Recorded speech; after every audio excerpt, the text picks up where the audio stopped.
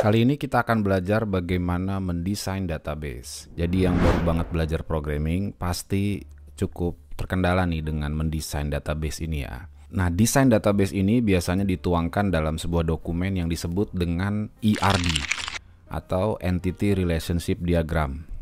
Menyusun ERD ini nggak sembarangan, jadi kita harus tahu apa itu table-table, bagaimana mereka berelasi hingga akhirnya mereka bisa berinteraksi ya, saling mendukung antar satu table dengan table lainnya. Nah, proses pembuatan ERD ini sangat penting ya dalam awal proses pembuatan aplikasi. Karena sebenarnya aplikasi yang kita buat, tujuan utamanya adalah mengelola data-data yang kita buat ini. Di video awal-awal saya sudah tunjukkan kira-kira desain ERD yang saya tunjukkan ini seperti ini ya. Tapi banyak juga dari teman-teman yang baru mulai pasti kebingungan kok tiba-tiba bisa kayak gini gitu. Nah, sekarang kita akan belajar bagaimana membuat diagram ini mulai dari data mentah sampai kita pecah-pecah menjadi table-table dan bagaimana mereka berelasi.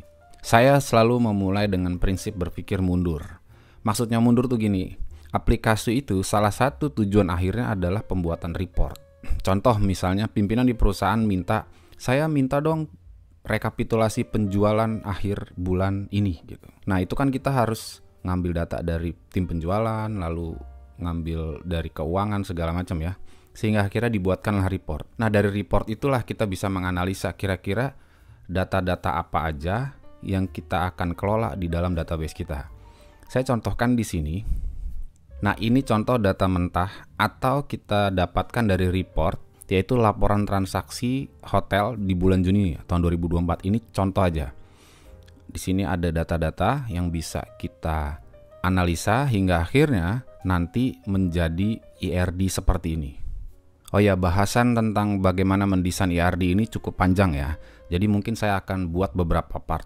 Jadi teman-teman kalau mau lanjut belajar bagaimana mendesain ERD ini, teman-teman bisa lihat di playlist Laravel plus Livewire aplikasi hotel ya.